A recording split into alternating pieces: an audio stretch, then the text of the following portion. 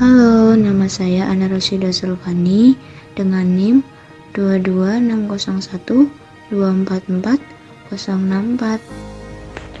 Halo, nama saya Aslita Nisa dengan NIM 2260 1241048. Halo, nama saya Damas Haryo Carako dengan NIM 2260 1241130. Halo, nama saya Aristo Melvin dengan NIM 2260 1241101. Halo, perkenalkan nama saya Ahil Doha, NIM 226012444023. Baiklah, berikut adalah video hasil wawancara kelompok kami yang berasal dari SD Prentaler, Kalirejo. Selamat menonton. Sejarah SD Prentaler itu secara singkat mungkin dapat diceritakan begini. Jadi sekolah ini berdiri tahun 1969. Itu didirikan oleh masyarakat di sini, oleh umat di sini. Itu kemudian tahun 72 itu diampu oleh Yayasan Pangudidugul. Makanya sekolah ini dulu namanya SD Pangudidugul. Kemudian tahun 98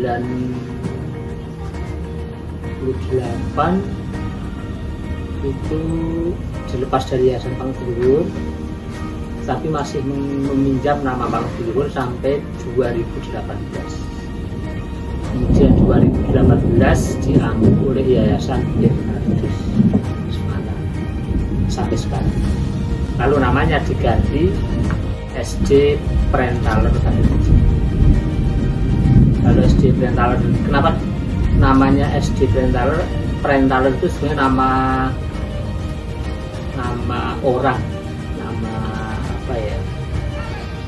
misionaris gitu, yang dulu pernah di sini, bahkan kerja di sini, lalu dipilih.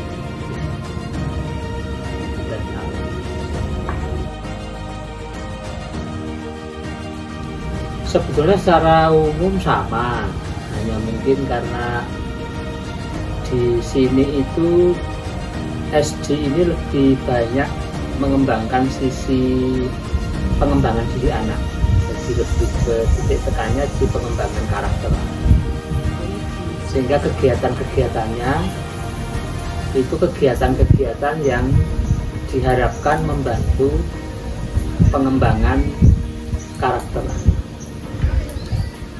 Misalnya ada kegiatan berkebun, lalu pertanian organik, sawah, itu kan kegiatan yang kami percaya itu mampu membantu anak dalam pengembangan karakter dengan menggunakan kearifan lokal yang ada di sini. Jadi di sini itu kan daerahnya daerah pertanian. Lalu kami mengangkat pertanian menjadi sarana belajar bagi anak-anak. Lalu ada pasar, ada opera bekerja. Dan di sini kegiatan bekerja pagi hari misalnya, dan lain-lain. Karena konteks orang masyarakat atau orang tuanya itu kan latar belakangnya petani. Kalau orang tuanya petani, lalu anaknya itu juga sehari-hari berada di lingkungan pertanian. Kemudian kalau sekolah ini mengangkat pertanian sebagai media belajar, itu kan lalu anak tidak terlalu jauh. Jadi sekolah itu lalu bukan tempat yang asing bagi anak-anak. Jadi sekolah ini menjadi rumah mereka, seperti ketika mereka di rumah kan ya ada pekarangan, ada kebun, ada sawah. Lalu ketika di sekolah ya mereka akan menemukan dunia yang sama seperti yang dijumpai di keluarga atau di masyarakat. Jadi kami lebih ke mengangkat apa yang sudah ada, lalu itu kami pakai untuk sarana belajar. Kalau tantangan atau kendala, karena kami itu berkebunnya itu kan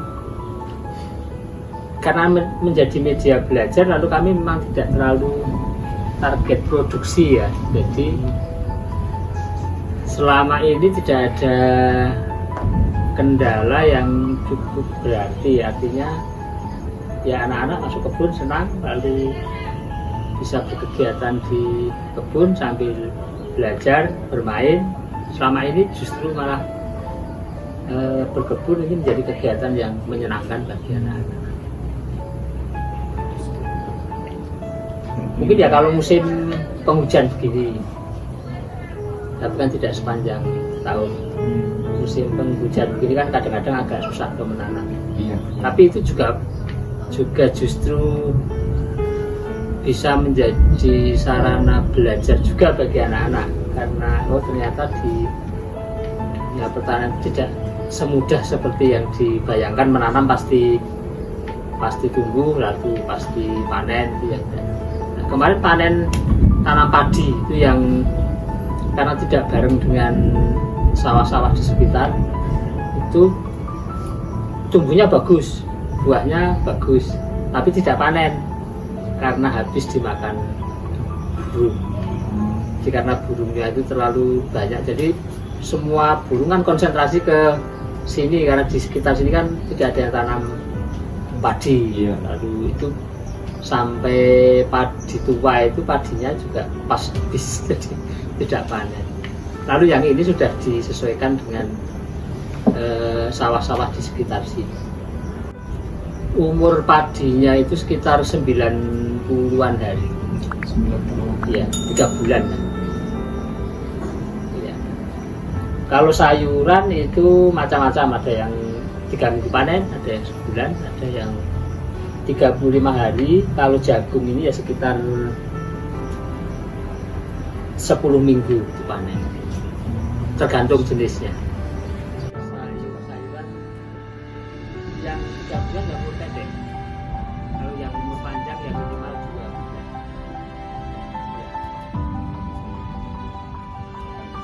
Ya.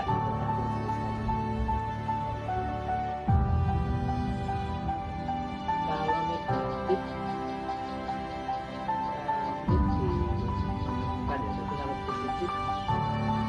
seperti kurikulum yang itu kan juga ya, nanti kurikulum yang kan metode kan itu metode proyek. Nah itu bagusnya ketika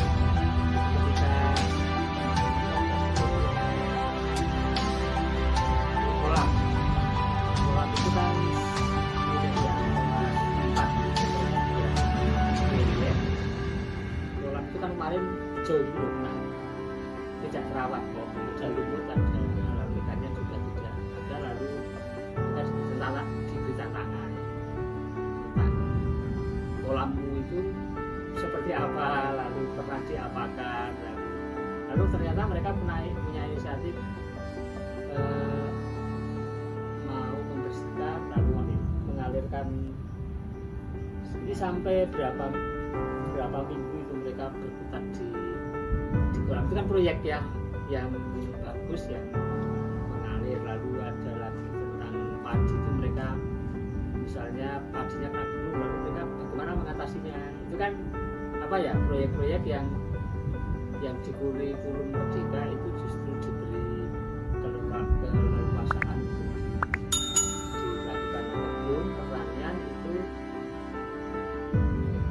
menjadi sarana yang menurut kami pas dan kaya sebetulnya untuk dipakai metode belajar. Kalau itu sudah kami atur, jadi berkebun itu kan, jadi kami melihat di kurikulum itu ada berapa jam pengembang biak, ada berapa, lalu kami gunakan jam pengembang biak itu salah satunya kami maksimalkan di kebun. Jadi sebetulnya dari sisi waktu juga tidak mengganggu, karena memang sudah jatahnya ada waktunya masing-masing. Di anak-anak itu berkebun kan tidak setiap waktu, tapi dalam satu minggu itu ada jatah 2 jam pelajaran, 2 GP, sekitar 70 menit. lalu bekerja itu setiap pagi sekitar 20 menit. Nah itu sudah di kurikulum sudah terbagi, jadi tidak akan menyerobot mata pelajaran lain atau pelajaran di kelas. Mereka yang merencanakan mau diapakan, siapa, lalu ditanya, lalu mengatur jadwal makan. Iya, kami lebih menekankan bagaimana anak-anak itu bisa mengeksplor diri lebih.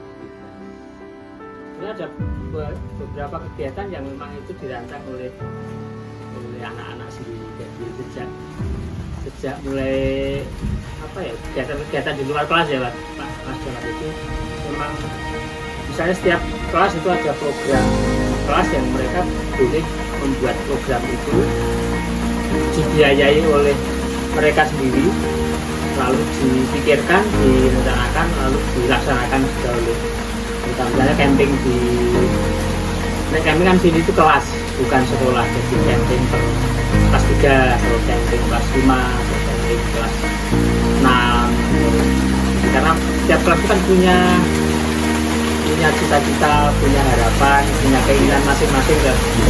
Ya, jadi jarang kita camping bareng-bareng satu sekolah.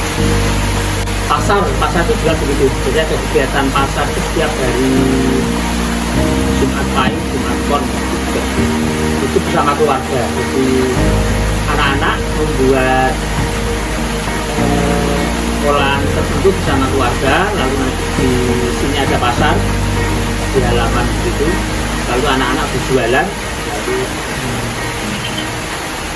lalu mereka modalnya berapa, labanya berapa, lalu nanti uangnya dimanakan, itu mereka sudah. Terima kasih kepada guru dan murid SDPL Kalirejo serta semua pihak yang telah membantu dalam proses pembuatan video ini.